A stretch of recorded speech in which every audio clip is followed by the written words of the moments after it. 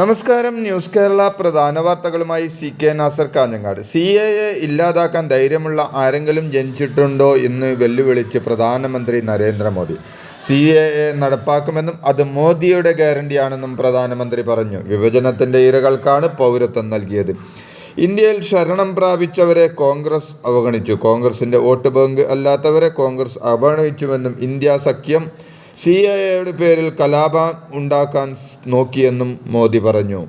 25 വയസ്സ് കഴിഞ്ഞവർ പദവികളിൽ വേണ്ട എന്നായിരുന്നു BJP നയമെന്നും അതിനാൽ നരേന്ദ്രമോദി റിട്ടയർ ചെയ്യുമോ എന്ന ചോദ്യവുമായി വീണ്ടും അരവിന്ദ് കെജ്രിവാൾ. എത്രയോ നേതാക്കളെ ഈ നയം അനുസരിച്ച് ഒഴിവാക്കി. എന്നാൽ 75 വയസ്സ് കഴിഞ്ഞാലും താൻ മാറില്ലെന്നാണ് മോദിയുടെ നയം. തെരഞ്ഞെടുപ്പിൽ വിജയിച്ചാൽ യോഗി ആദിത്യനാഥിനെ 2 മാസത്തിനു ശേഷം മോദി ഒഴിവാക്കുമെന്നും അദ്ദേഹം പരിഹസിച്ചു. ഭക്ഷ്യസുരക്ഷാ ഓഫീസുകളിൽ വിജിലൻസിൻ്റെ മിന്നൽ പരിശോധന. വൻ ക്രമക്കേടുകൾ കണ്ടെത്തി. ഭക്ഷ്യസുരക്ഷാ കമ്മീഷണറേറ്റിലും ജില്ലാ ഓഫീസുകളിലുമാണ് പരിശോധന നടത്തിയത്. ഹോട്ടലുകൾക്ക് ലൈസൻസ് നൽകുന്നതിലാണ് പ്രധാനമായും ക്രമക്കേട് കണ്ടെത്തിയത്. ജീവനക്കാർക്ക് പരിശീലനം നൽകുന്നതിലും ഹോട്ടൽ ഹൈജീനിക് റേറ്റിംഗ് അട്ടിമറിക്കുന്നതിലും ഉദ്യോഗസ്ഥർ ഒത്താശ ചെയ്തെന്നും കണ്ടെത്തി. കോഴിക്കോട് മെഡിക്കൽ കോളേജിൽ കയ്യിലെ 6ാം വിരൽ നീക്കം ചെയ്യാനുള്ള ശസ്ത്രക്രിയക്കെത്തിയ കുട്ടിയുടെ നാവിൽ ശസ്ത്രക്രിയ നടത്തിയെന്ന് പരാതി. സംഭവത്തിൽ ശസ്ത്രക്രിയ നടത്തിയ ഡോക്ടർ മാപ്പ് പറഞ്ഞുവെന്നും കുടുംബം പറയുന്നു. പിന്നീട് മറ്റൊരു ശസ്ത്രക്രിയയിലൂടെ 6ാം വിരൽ നീക്കം ചെയ്യുകയായിരുന്നു. എന്നാൽ കുട്ടിയുടെ നാവിന് തടസ്സമുണ്ടായിരുന്നതായി മെഡിക്കൽ കോളേജ് സൂപ്രണ്ട് വിശദീകരിച്ചു. എന്താണ് സംഭവിച്ചതെന്ന് പരിശോധിക്കുമെന്നും സൂപ്രണ്ട് വ്യക്തമാക്കി.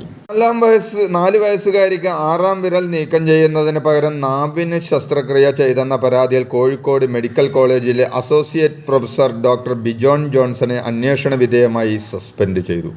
ചികിത്സാ പിഴവിൽ ഡോക്ടർക്കെതിരെ കേസെടുക്കുകയും ചെയ്തു. കോഴിക്കോട് മെഡിക്കൽ കോളേജ് മാതൃശിശു സംരക്ഷണ കേന്ദ്രത്തിൽ നടന്ന സംഭവത്തെപ്പറ്റി അടിയന്തര അന്വേഷണം നടത്തി റിപ്പോർട്ട് സമർപ്പിക്കാൻ മന്ത്രി വീണ ജോർജ് മെഡിക്കൽ വിദ്യാഭ്യാസ വകുപ്പ് ഡയറക്ടർക്ക് നിർദ്ദേശം നൽകി. കോവിഡ് പ്രതിരോധ വാക്സിനായ കോവാക്സിൻ സ്വീകരിച്ചവർക്കും പാർശ്വഫലങ്ങളെന്ന് പഠനം. ബനാറസ് ഹിന്ദു സർവകലാശാലയിലെ ഗവേഷകർ നടത്തിയ പഠനത്തിലാണ് കണ്ടെത്തൽ. ഭാരത് ബയോടെക് പുറത്തിറക്കിയ കോവാക്സിൻ എടുത്ത 3-ൽ-1 പാർശ്വഫലങ്ങൾ ഉണ്ടായിട്ടുണ്ടെന്ന് പഠനത്തിൽ പറയുന്നു. ശ്വാസകോശാണുബാധ, ഹൃദയാഘാതം, ഞരമ്പിനെ ബാധിക്കുന്ന രോഗങ്ങൾ, ചർമ്മരോഗങ്ങൾ തുടങ്ങിയവ റിപ്പോർട്ട് ചെയ്തുവെന്നും പഠനത്തിലുണ്ട്. ജർമ്മനി ആസ്ഥാനമായുള്ള സ്പ്രിംഗിൾ ഇങ്ക് എന്ന ജേർണലിലാണ് പഠനം പ്രസിദ്ധീകരിച്ചിരിക്കുന്നത്. നേരത്തെ വിദേശത്ത് കോവിഷീൽഡ് വാക്സിൻ സ്വീകരിച്ചവർക്കും ആരോഗ്യ പ്രശ്നങ്ങളുണ്ടായതായി പരാതി ഉയർന്നിരുന്നു. ഡൽഹി മുഖ്യമന്ത്രി അരവിന്ദ് കെജ്രിവാളിന് ജാമ്യം നൽകിയത് അസാധാരണ നടപടിയല്ലെന്ന് സുപ്രീം കോടതി. പ്രത്യേക പരിഗണന കെജ്രിവാളിന് നൽകിയെന്ന വാദവും സുപ്രീം കോടതി നിഷേധിച്ചു. അറസ്റ്റിനെതിരെ കെജ്രിവാൾ നൽകിയ ഹർജി പരിഗണിക്കവെയാണ് സുപ്രീം കോടതി ഇക്കാര്യങ്ങൾ വ്യക്തമാക്കിയത്.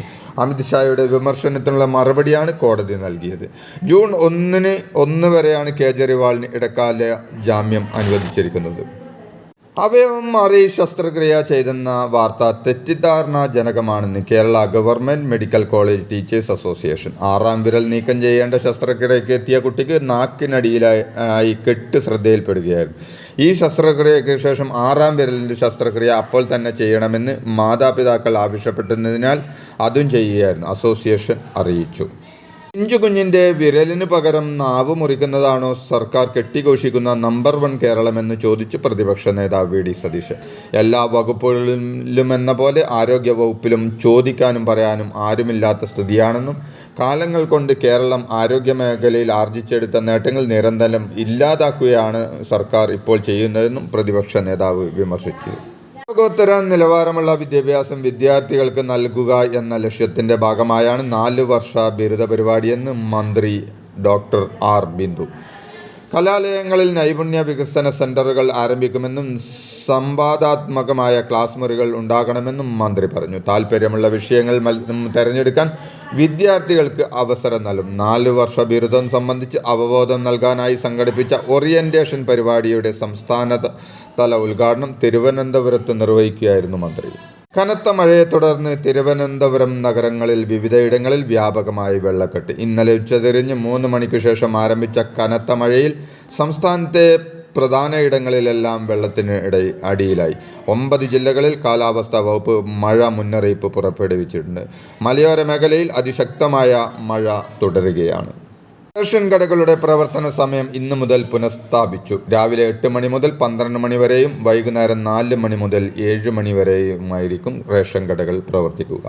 ഇരട്ടയാറിൽ പോക്സോ കേസ് അതിജീവിതയുടെ മരണത്തിൽ കേസ് രജിസ്റ്റർ ചെയ്ത് വനിതാ കമ്മീഷൻ. അതിജീവിത മരിച്ചത് കഴുത്ത് ഞെരിഞ്ഞ് ശ്വാസം മുട്ടിയാണെന്ന് പോസ്റ്റ്മോർട്ടം റിപ്പോർട്ടിൽ സ്ഥിരീകരിച്ചതിൻ്റെ വാർത്തയുടെ അടിസ്ഥാനത്തിലാണ് കേസ് രജിസ്റ്റർ ചെയ്തത്. ഇടുക്കി ജില്ലാ പോലീസ് മേധാവിയോട് റിപ്പോർട്ട് ആവശ്യപ്പെട്ടതായി വനിതാ കമ്മീഷൻ അധ്യക്ഷ അഡ്വക്കേറ്റ് പി സതീദേവി അറിയിച്ചു. സ്കൂൾ തുറക്കുന്നതിന് മുൻപുള്ള കെട്ടിട വാഹന ഫിറ്റ്നസ് സർട്ടിഫിക്കറ്റുകൾ നൽകാൻ ഉദ്യോഗസ്ഥർ കാലതാമസം വരുത്തരുതെന്ന് മന്ത്രി വി ശിവൻകുട്ടി.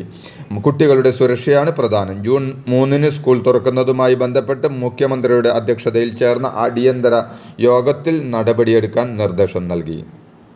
കാറടുക്ക സഹകരണ സൊസൈറ്റി തട്ടിപ്പിൽ മറ്റു 3 പ്രതികളെ കൂടി അറസ്റ്റ് ചെയ്തു. മുഖ്യപ്രതി കെ സതീശൻ്റെ റിയൽ എസ്റ്റേറ്റ് ഇടപാട് പങ്കാളികളാണ് പിടിയിലായത്. സൊസൈറ്റി സെക്രട്ടറി രതീശൻ ഈ സംഘങ്ങൾക്ക് തുക കൈമാറിയ ബാങ്ക് ഇടപാടുകൾ പോലീസ് കണ്ടെത്തിയതിനെ തുടർന്നാണ് അറസ്റ്റ്. അമീബിക് മസ്തിഷ്ക ജ്വരം ഉണ്ടായെന്ന സംശയത്തിൽ നിരീക്ഷണത്തിൽ ആയിരുന്ന 4 കുട്ടികളുടെ പരിശോധനാ ഫലം നെഗറ്റീവ്. അതേസമയം മുന്നിയൂർ സ്വദേശിയായ 5 വയസ്സുകാരി അതീവ ഗുരുതരാവസ്ഥയിൽ വെന്റിലേറ്ററിൽ തുടരുകയാണ്. ഇതേ ലക്ഷണങ്ങളോടെ 2 ദിവസം മുമ്പാണ് കുട്ടികളെ ആശുപത്രിയിൽ പ്രവേശിപ്പിച്ചത്. 5 വയസ്സുകാരിക്ക് മലപ്പുറം കടലുണ്ടി പുഴയിൽ നിന്നാണ് വൈറസ് ബാധയേറ്റതെന്നാണ് സംശയം. റോഡിൽ വാട്ടർ അതോറിറ്റി പൈപ്പിനെടുത്ത കുഴിയിൽ വീണ് പാലക്കാട് വടക്കാന്തര സ്വദേശി സുധാകരന് ദാരുണാന്ത്യം. പാലക്കാട് പറക്കുന്നത് ഇന്നലെ രാത്രിയിലാണ് സംഭവം. സ്കൂട്ടർ കുഴിയിൽ വീണ് നിയന്ത്രണം വിട്ട് തെറിച്ചു വീഴുകയായിരുന്നുവെന്ന് ദൃക്സാക്ഷികൾ പറഞ്ഞു. വിഴിഞ്ഞം അന്താരാഷ്ട്ര തുറമുഖത്ത് ചരക്കുകളുടെ കയറ്റിറക്കലിനായി 4 ക്രെയിനുകൾ കൂടി തുറമുഖത്ത് എത്തിച്ചു. ഇനി കൊളംബോയിൽ നിന്ന് ഈ മാസം ഒരു യാർഡ് ക്രെയിൻ കൂടി എത്തിക്കുന്നതോടെ 32 ക്രെയിനുകളാകുമെന്ന് തുറമുഖ കമ്പനി അധികൃതർ പറഞ്ഞു. ഇതോടെ ഇന്നത്തെ പ്രധാന വാർത്തകൾ സമാപിച്ചു. നന്ദി, നമസ്കാരം.